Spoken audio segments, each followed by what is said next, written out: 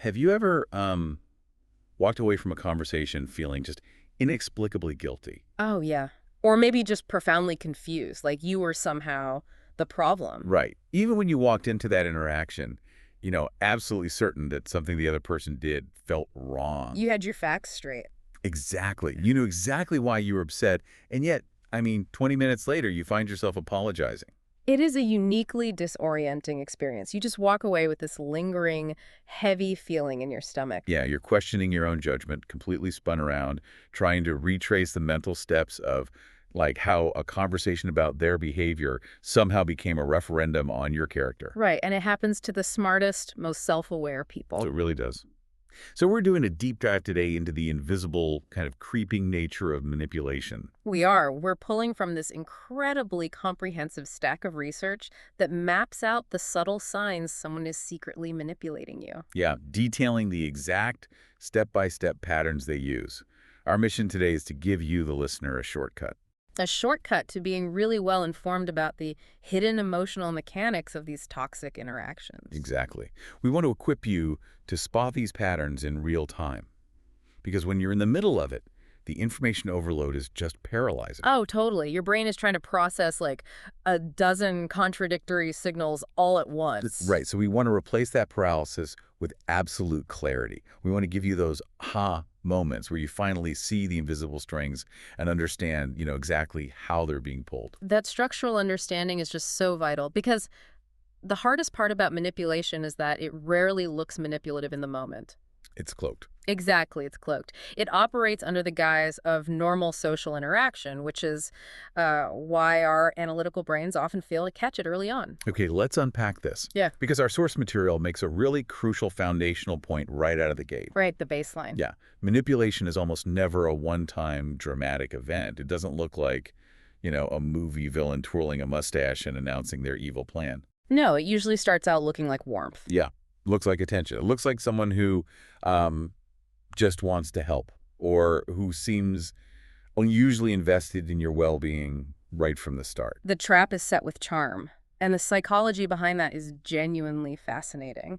If someone walked up to you on day one and was just overtly controlling or dismissive or cruel, your threat detection system would immediately fire off. You would just walk away. Right. The manipulator knows this. Right. Whether they are, consciously strategizing or just operating on some maladaptive instinct.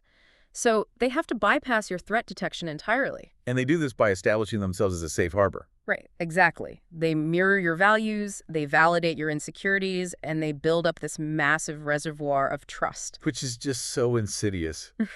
Because manipulation explicitly preys upon your best qualities. It really does. It preys on your decency, your sense of fairness, your patience. You assume the other person means well because you mean well? Right. So it's essentially an emotional blind spot. You're projecting your own baseline of empathy onto someone who doesn't actually share it. And you interpret their actions through this lens of good faith that they simply haven't earned. That blind spot is exactly where the control takes root. You are trying to be understanding. You're trying to see things from their perspective. Yeah, and the manipulation works by taking that willingness to understand, that cognitive flexibility that you possess, and weaponizing it against you. They use your own empathy as the very tool to dismantle your boundaries. But shattering someone's boundaries requires a preliminary step, doesn't it? Before they can steer your behavior, a manipulator first has to dismantle your confidence in what is actually real. Yes, they have to attack your baseline reality. And according to the research, the most common way this manifests is by deliberately making you doubt your own memory of events. Sign number one. Exactly. It's the denial of obvious facts. It's the repeated phrase, "I never said that," or "You're remembering it entirely wrong." The psychological term often used for this is gaslighting, but it is super helpful to break down the actual mechanics of what that looks like in, everyday practice. Right. It is an active destabilization of the victim's episodic memory.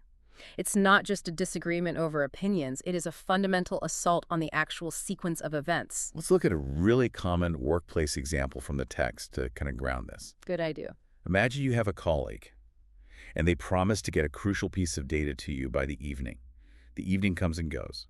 No report. Classic. Right. So the next morning, you approach them and say, "Hey, you promised this report by yesterday evening. It's still not here." Now, a normal human reaction to dropping the ball is usually panic or, an apology. Oh my gosh, you're right. I'm so sorry. I totally forgot. Exactly. Yeah. But in this scenario, they look you dead in the eye without flinching and say, I never promised that. You must have misunderstood. Look at the micro-level mechanics of what just happened in that interaction. The objective issue, the missing report, has instantly vanished from the center of the table. It's just gone. Exactly. The issue is now your flawed perception. The manipulator has shifted the entire burden of proof onto your memory. And because they deliver that line, I never promised that, with just absolute, unshakable certainty, your brain experiences immediate cognitive dissonance. Yes. Your brain says, I remember them promising this, but they are so utterly confident that they didn't. Maybe I actually am the one who messed up. But wait, I want to push back on this just a little bit. Okay, go for it. Because human memory genuinely is flawed sometimes. Oh, absolutely. People do misunderstand each other. Two people can sit in the exact same hour-long meeting and walk away with two completely different interpretations of what the deliverables are. Sure, that happens all the time. Right, so how do you distinguish between a normal, innocent misunderstanding, which happens in every office and every home, and a deliberate attack on your reality? It is a really critical distinction. And the differentiator lies entirely in the pattern and the power dynamic. Okay, say more about that. Well, a healthy person might disagree with your interpretation, and they might even misremember things themselves. But when a healthy person realizes there's a discrepancy in memory, they usually approach it collaboratively. Right, they say, wait, really? Let's check our notes. Exactly. Or, that's not how I recall it. Let's figure out where we crossed wires. They don't immediately weaponize the discrepancy to attack your competence. I see. If you find that with a specific person, you are constantly the one who misunderstands, constantly the one who remembers it wrong, and constantly the one being told you are too sensitive or confused, that is not a memory issue. That is a systematic subjugation of your reality. Precisely. So the goal isn't just to win the argument about the report. The goal is to condition you to stop trusting your own internal hard drive. What's fascinating here is the underlying cognitive effect.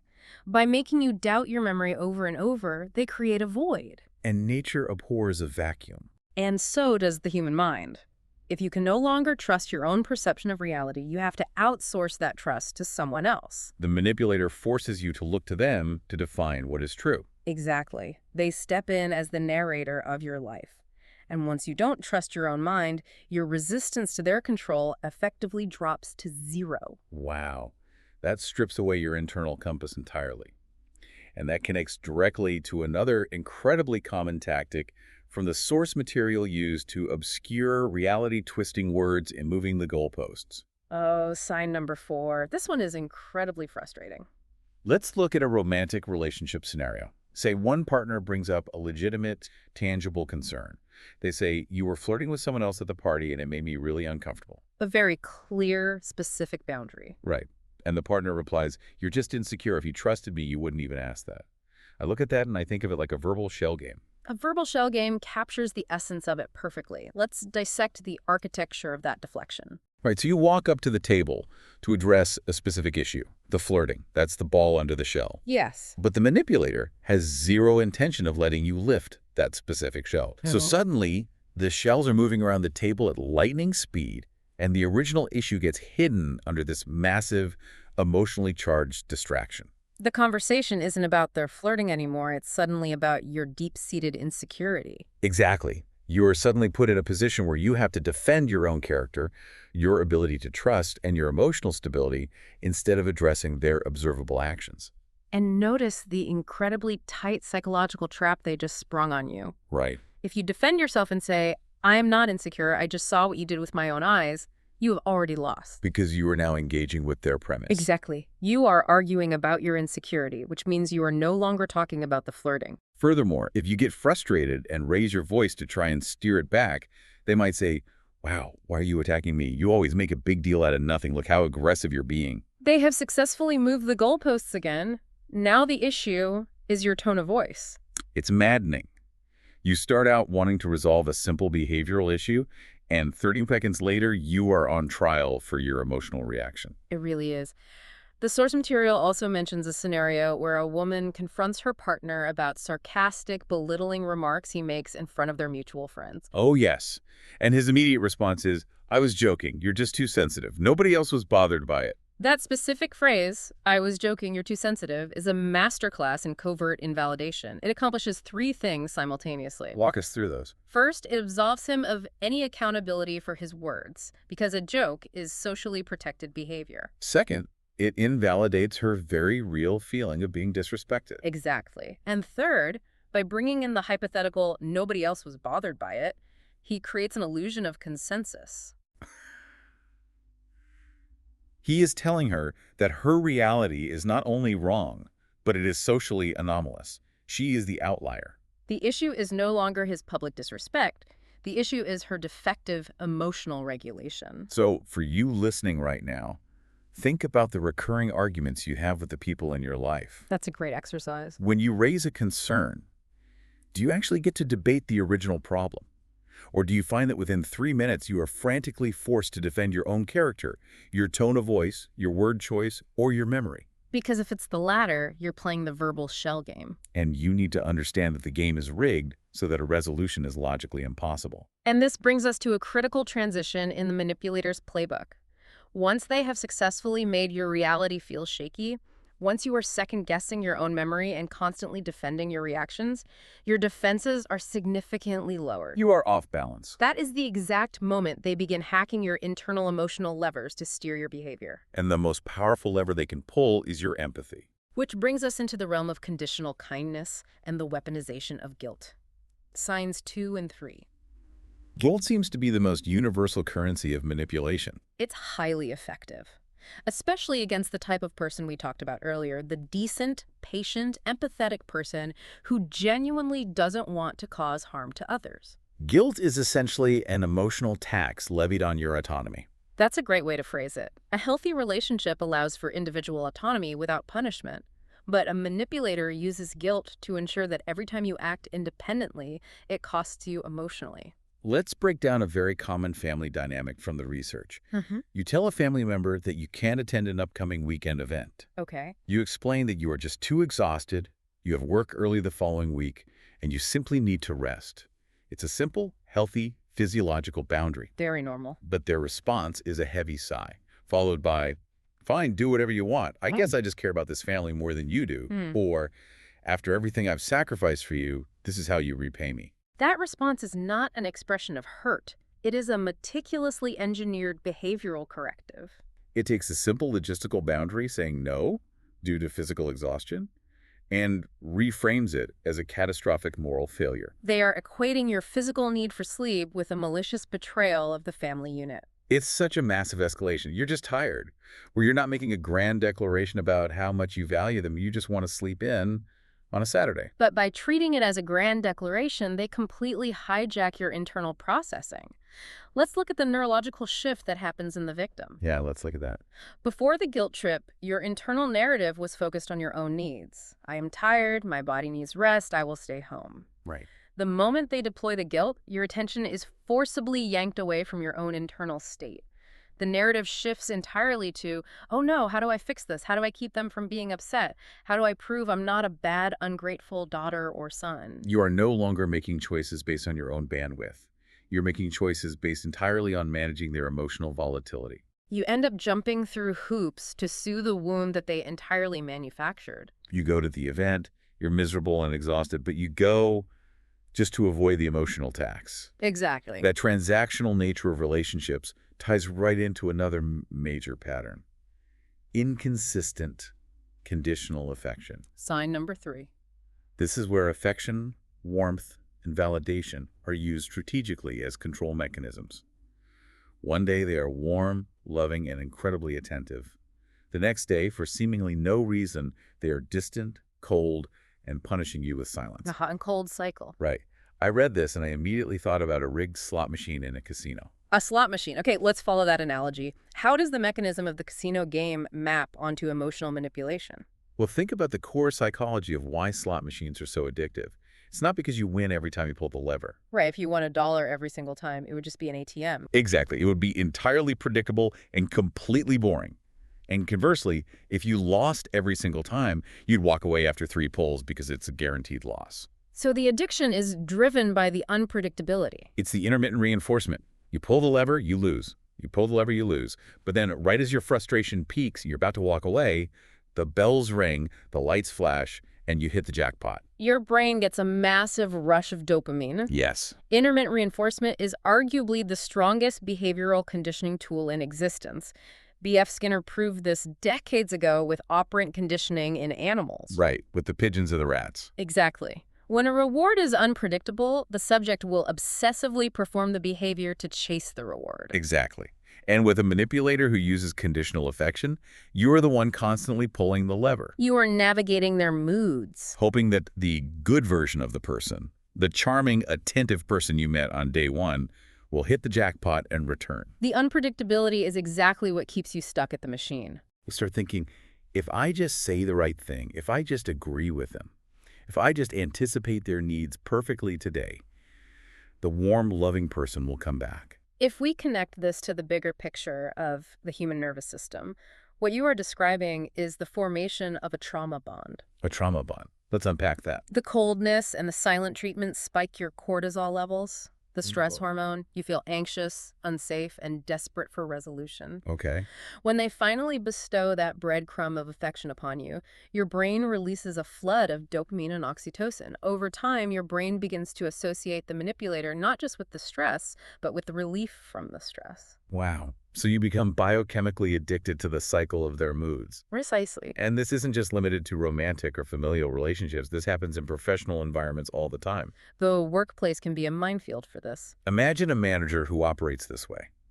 This manager praises an employee publicly, acts super supportive, champions their ideas in meetings, and builds them up. The employee feels incredibly secure. But the absolute second that employee asks for clarity on a confusing project, or softly disagrees with a strategic direction, the manager becomes ice cold. The warmth vanishes instantly. Yep. They withdraw support, maybe exclude the employee from important email chains, or give them one-word answers in the hallway. The behavioral conditioning in that workplace scenario is profound. What is the immediate result? The employee learns that their psychological safety in the office is entirely dependent on total agreement. They start staying quiet. They stop pitching innovative ideas. Not because they actually agree with the manager's strategy, but because they have been conditioned to fear the withdrawal of warmth. When affection, or in this case, professional support and mentorship, is treated as a transactional commodity that can be revoked at the slightest hint of autonomy, it is a profound control mechanism. A secure leader or a secure partner or friend does not make basic kindness contingent upon your total unthinking compliance. So let's look at the board. They've compromised your reality so you can't trust your memory. They've hacked your empathy through guilt and rigged affection, so your brain is chemically dependent on their approval. That's a terrifying combination. What is the next phase in this creeping takeover? It seems like once they have control over your internal state, they need to lock down the external environment to make sure no one else can interfere. Precisely. They have to control the external landscape to protect the artificial reality they've built. Which brings us to the manufacturing of chaos and the severing of support. Signs 5 and 6. Let's talk about the chaos first, because this is one of the most exhausting aspects of dealing with a toxic person. It really is. The research details scenarios where a romantic partner, or even a friend, will suddenly start a massive, explosive fight over an incredibly minor issue. Like a delayed text reply or a dishwasher loaded incorrectly. Right. And right in the middle of a perfectly peaceful, happy week. My immediate question when reading this was, why? Why ruin a good week? What is the strategic advantage of starting a fight when things are fine? Because peace allows for clarity. And clarity is profoundly dangerous to a manipulator. Well, wow. Think about what your brain does when you are finally relaxed and at peace. You reflect. You synthesize information. You look at the broader trajectory of your life. Yeah, that makes sense. If you have a week of peace, you might start putting the pieces together. You might say, wait a minute, why was I apologizing for their flirting last week? That doesn't make sense. The utility of manufactured chaos is that it keeps the victim emotionally busy. It's a smokescreen. Yeah, it really is. It is a neurological override. Yeah. If you are constantly putting out manufactured fires, you are existing in a state of perpetual reaction. Your amygdala, the fear center of your brain, is constantly firing. You are literally in survival mode. And when you are in survival mode, your prefrontal cortex, which handles deep, logical, long-term thinking, is suppressed. You have absolutely no mental energy left to step back, look at the horizon, and analyze the overarching pattern of abuse. You're just trying to survive the day. You're trying to figure out how to arrange the dishes so the screaming stops. Exactly. Chaos keeps your attention securely tethered to them. If they can keep the relationship unstable, they remain the absolute center of your universe. You spend all your free time trying to restore the peace, reading their facial expressions, walking on eggshells. Rather than asking the most important question, why is the floor covered in eggshells in the first place? That is the question. So what does this all mean about the manipulator's mindset? Are they sitting in a dark room with a whiteboard, plotting this out like a mastermind? Like, yes, it's been a peaceful week, or prefrontal cortex is activating, time to initiate protocol alpha and start a fight about the laundry. That's a great image, but no. Or is this just an instinctual, unconscious way they maintain their grip? Right. Which one is it? This raises an important question about intent versus impact, which trips up a lot of victims. The truth is, it is rarely a conscious, whiteboard-level conspiracy. Okay. Very few people are sitting around actively plotting emotional terrorism. For many manipulators, these tactics are deeply ingrained, maladaptive survival mechanisms, often stemming from their own unexamined trauma or personality disorders. So they might feel a slight subconscious loss of control or a twinge of insecurity because you had a great day at work and didn't focus on them. Exactly. And their instinctual knee-jerk response is to create a situation where you have to prove your devotion by navigating their chaos and soothing their sudden anger. But the crucial takeaway from the text is that the why doesn't actually matter to the victim. The conscious intent matters significantly less than the physiological effect it has on you. Whether they are a Machiavellian strategist or just an emotionally stunted person acting on impulse, the damage to your nervous system is exactly the same. You are still walking on eggshells, and your reality is still being warped. And that damage is heavily compounded by isolation. This is where the control becomes truly suffocating. Sign number 6. Manipulators need to isolate you, but they rarely do it overtly. They don't usually walk up to you and say, you are forbidden from seeing your best friend. No, that's too obvious. That would trigger your internal alarms immediately, and you'd recognize it as abuse. Right. If they issue an ultimatum, they risk losing you. So the isolation has to be a slow drip of poison. It has to feel like it's your idea to pull away. The example that really struck me from the research was a toxic friend or partner who subtly criticizes every other person in your life. Yes. They plant tiny seeds of doubt. They'll meet your coworker and later say, she seems a little fake, don't you think? Or they'll talk about your childhood friend and say, he's always taking advantage of your generosity, he's just using you. They might claim your family members are bad influences who don't truly understand the special bond the two of you share. And they do this so consistently, so relentlessly, that eventually it just feels easier to stay home. We just stop hanging out with anyone else to avoid the post-hangout critique. And isolation works hand in glove with the chaos we just discussed. By systematically shrinking your support system, the manipulator positions themselves as the sole arbiter of your emotional reality. Think about why outside voices are so vital to our mental health. Friends, healthy family members, mentors, they act as an objective mirror. They provide a shared baseline of reality. They are the ones who listen to a story about your partner starting a screaming match over a delayed text and say, hey, stop right there. That behavior isn't normal. That is incredibly toxic. They calibrate your normal meter. Precisely. Without that mirror, you lose your calibration. You lose your baseline for what healthy, respectful interaction looks like. You start to normalize the unacceptable, to adapt to the chaos. Yeah. Because there is no one left in your life to tell you that it's unacceptable. The manipulator has successfully cut the communication lines to the outside world, effectively locking you inside a reality of their own design. It's like being trapped in a house of mirrors. Everywhere you look, you just see distorted reflections of your own flaws, and the manipulator is the one designing the mirrors. That's a terrifying place to be. But here is the incredible thing about human biology.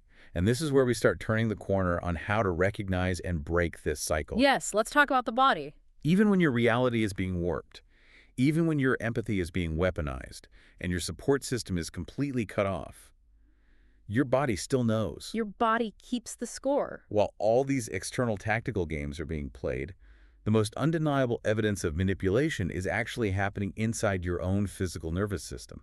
The internal barometer.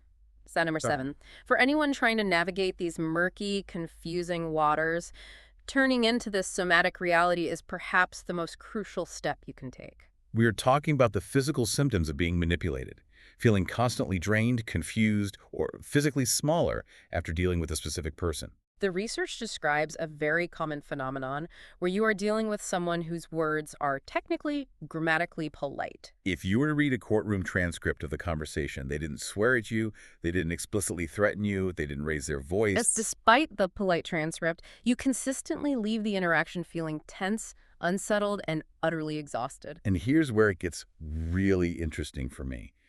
There is a concept from the text that serves as a massive aha moment. It's the idea that your emotional state is data.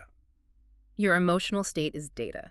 It is a profound paradigm-shifting perspective. We are deeply conditioned by society to prioritize the rational, the logical, and the provable over the somatic. Exactly. For you, the listener, if you're someone who is analytical, who likes to learn, who wants concrete proof before making a decision, this concept is revolutionary. It gives you explicit permission to treat your physical exhaustion, your sudden spikes in anxiety, or that heavy brain fog you get around certain people as empirical evidence.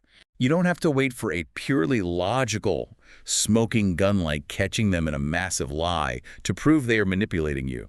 Your drained battery, your tight chest, your shallow breathing, that is the evidence. We often tell ourselves that unless we can point to a tangible, undeniable offense, a yelled insult, a thrown object, a blatant deception, we do not have the right to feel upset. We think, well, they were speaking calmly, and they said they were just trying to help, so my anxiety must just be me overreacting. I must be crazy.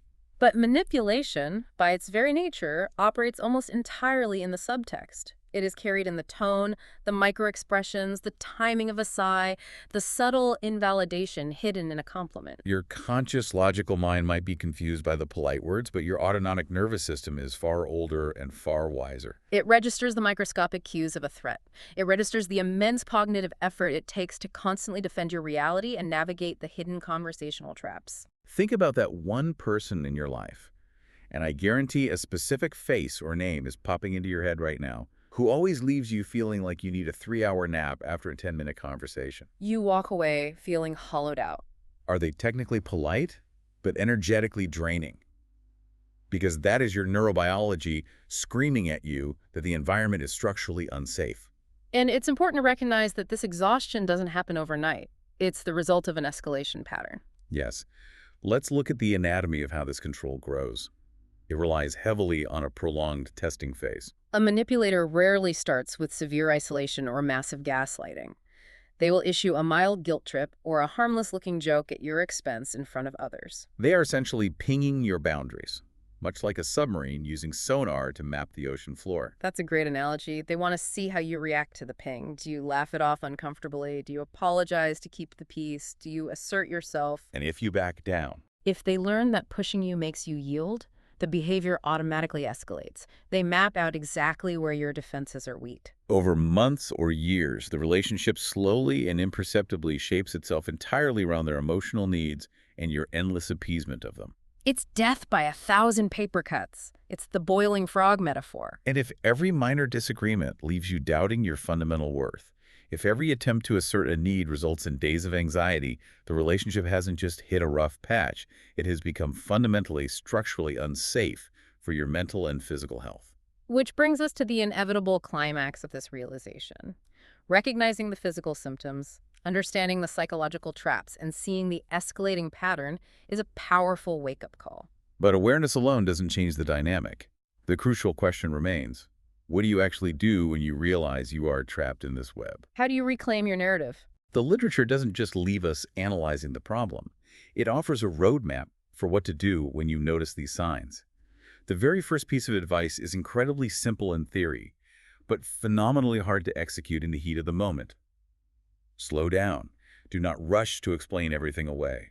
When we are being manipulated, particularly by someone who uses chaos or rapid-fire gaslighting, our instinct is to quickly resolve the uncomfortable tension. The anxiety spikes, and we rush to apologize, to smooth things over, to rationalize their behavior, or to frantically defend ourselves. Slowing down means deliberately interrupting that instinctual response. It means pausing the conversation, taking a physical step back and saying, I need a minute to think about this, or I'm not going to discuss this right now while things are so heated. It breaks the chaotic tempo they're trying to set.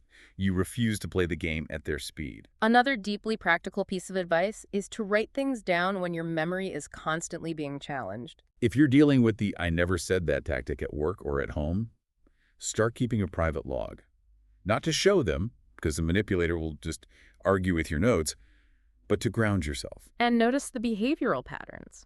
Notice how often a heavy guilt trip immediately follows your attempt to set a boundary. The entire goal of these actions is to protect your internal clarity.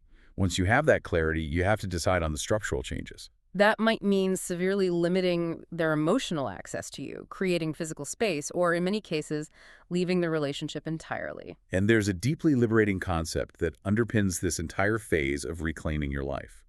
It emphasizes that you do not need to prove, beyond a shadow of a doubt, that someone is definitively manipulative to take your discomfort seriously. You do not need to build a flawless, airtight, objective case. You don't need a courtroom-level verdict to justify stepping back and protecting your peace. That is such a vital distinction, because manipulators, especially the highly intellectual ones, will constantly demand that courtroom-level proof. Oh, they love doing that. They will say, "Prove that I'm manipulating you. Give me 3 specific examples with dates and times of exactly what I did wrong." And because you are flustered and brain-fogged, you stumble. You can't articulate the subtext. And they use your inability to produce a perfect legal brief as proof that you are crazy, but you don't owe them a trial. You just owe yourself safety. Exactly. The discomfort itself, the repeated, undeniable pattern of feeling confused, physically small, anxious, or perpetually guilty, is entirely sufficient justification to protect yourself. You do not require their agreement to validate your experience. This requires a massive shift in perspective. When you're in the thick of a toxic dynamic, you're usually stuck in an endless, draining loop of asking yourself the wrong questions. What did I do wrong this time? How can I communicate my needs better so they understand? How can I fix this dynamic? The healthiest thing you can do is to stop asking those questions entirely and instead ask one definitive question. Is this relationship helping me grow, or is it slowly training me to doubt myself? That is the ultimate litmus test for any interpersonal dynamic. A healthy relationship, even a highly difficult one that requires a lot of work and compromise, encourages individual growth, mutual respect, and clarity. Manipulation actively trains you into subjugation and chronic self-doubt. So to bring this all together and distill it down, manipulation is incredibly powerful precisely because it is designed to hide. It hides behind conversational confusion, it hides behind intermittent bursts of affection, and it hides behind your own innate empathy and self-doubt. It weaponizes your good nature, turning your desire to understand against you. But it loses its power the exact moment you stop confusing their control for care. The moment you see the underlying pattern, you stop taking the blame for every manufactured crisis, and you finally step away from the rigged slot machine. You realize the game was never designed for you to win. And as we wrap up this deep dive into the mechanics of control, I want to leave you with a thought to mull over, building on the idea of writing things down to protect your memory. Okay, I love this part. We talked about keeping a record when your reality is challenged by a toxic person to prove to yourself that you aren't crazy. But what if we took that concept a step further and inverted it? Inverted it. How so? I propose a somewhat radical, proactive idea. What if, starting today, you didn't just document the bad interactions to survive? What if you kept a reality journal specifically to document your good, healthy interactions? Oh, wow. I've never thought of that. What would that actually look like in practice? It means consciously taking note of the baseline interactions that we usually take for granted. Take note of the time when you set a firm boundary with a friend, maybe telling them you couldn't help them move this weekend, and they stiffly said, "No problem at all, I completely understand, get some rest." That sounds incredibly validating. Take note of when you fundamentally disagreed with a colleague in a meeting, and the conversation remained entirely respectful, collaborative, and focused on the work, without any personal attacks or silent treatments the next day. Actively write down what a normal, healthy baseline of respect feels like in your daily life. By doing this, you are effectively creating an emotional anchor. You are writing down the absolute standard of your own reality. And once you have that anchor firmly established in your psyche, no manipulator, no matter how charming, how chaotic, or how persistent, will ever be able to gaslight that away. You will know exactly what respect looks like, not as an abstract concept, but because you have meticulously documented it in your own life. That is an incredibly powerful tool. A reality journal for the good things, to proactively set the standard so you instantly recognize the deviations. Thank you for joining us on this deep dive. As always, remember that your physical and emotional intuition is hard data. Trust your gut, pay attention to the patterns rather than the excuses, and stay curious. Stay grounded in your own reality and protect your peace. We'll see you next time.